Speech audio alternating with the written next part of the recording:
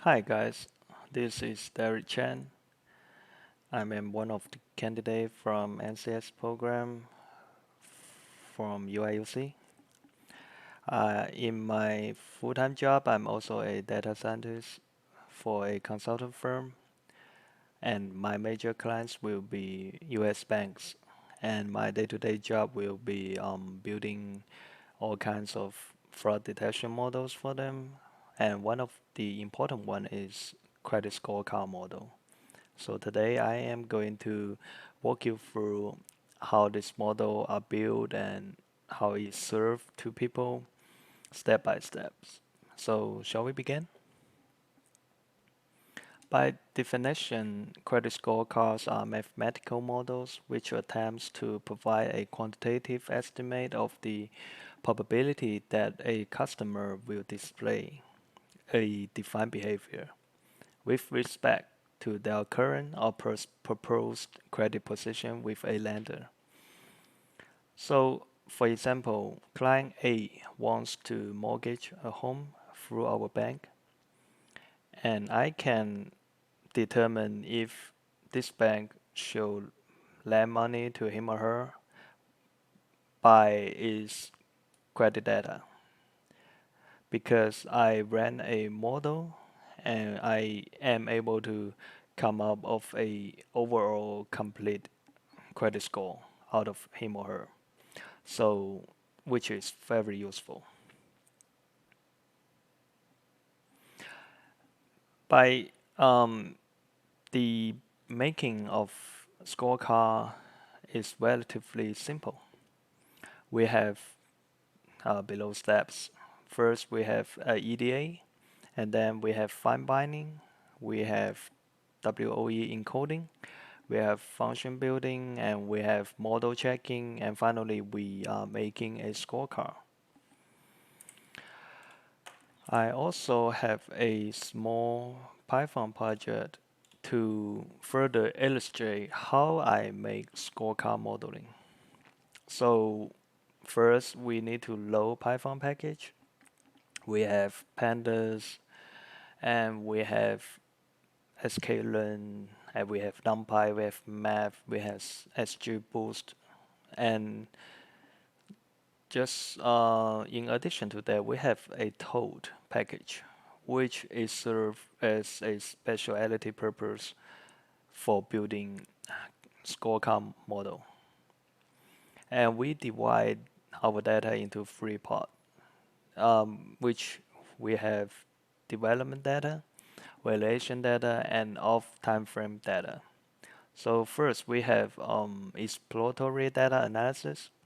So in this part, we not only need to look into if this data have any missing values, but also we need to check if data is balanced or not. And then we also need to check if those features are mutually correlated. What is this correlative ratio? What is this IV ratio? So many ratio we need to check. So after that, we need to find binding the dataset into certain groups. So as we can see, we are find binding the bad indicators based on account information. I can tell that the binding is not good. Why is that? Because as you can see that there's a slightly increase in these phases, in this grouping for both of three charts.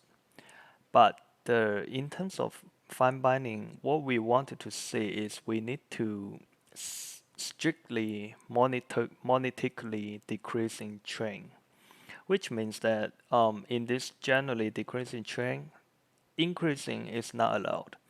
So we need to rebinding them by cutting off few intervals and just leave three intervals, and then we can see we have a strictly decreasing trend for all three charts.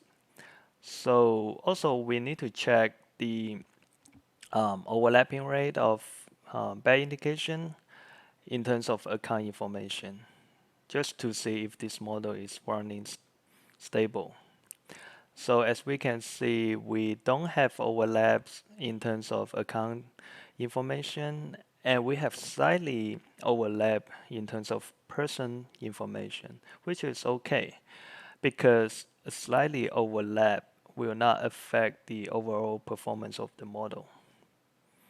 Then we come to WOE encoding phases. So WOE encoding is relatively similar, just like one-hot encoding, auto-encoding.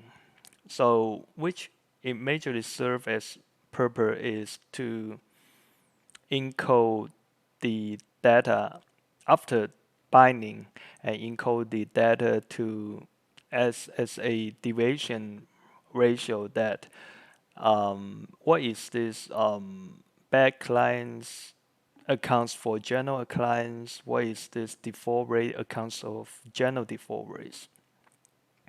After we finish building WOE encoding, we need to define our functions.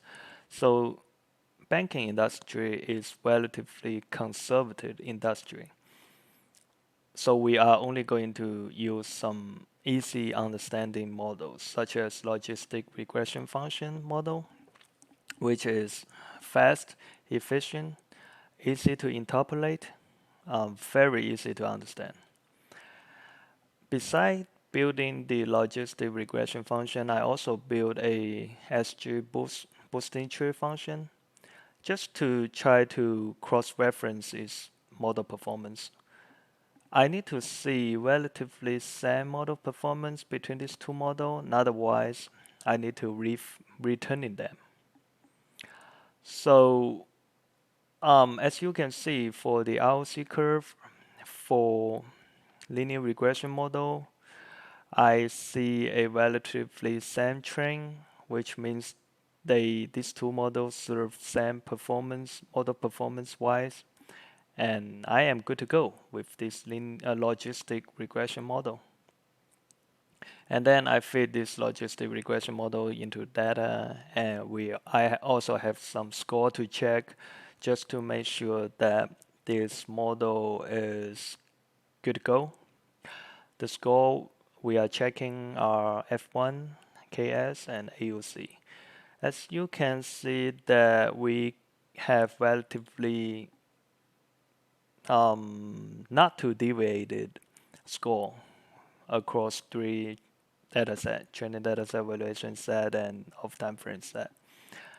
And I assume everything is good, and then we are making our scorecard using a function from top package.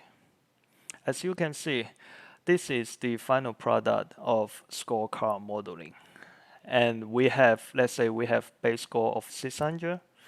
And then in terms of credit info, we have and account info and personal info, we have divided this value to four interval, and maybe more intervals. And we assign different interval to different score. And we accumulate this different score to this base score and come up with our final score. And this final score is the key indicator that we chose to determine whether it's a good client or not, or whether we should lend money to him or her or not. So yeah, this is the complete process of making a scorecard. Thank you for watching and have a good day.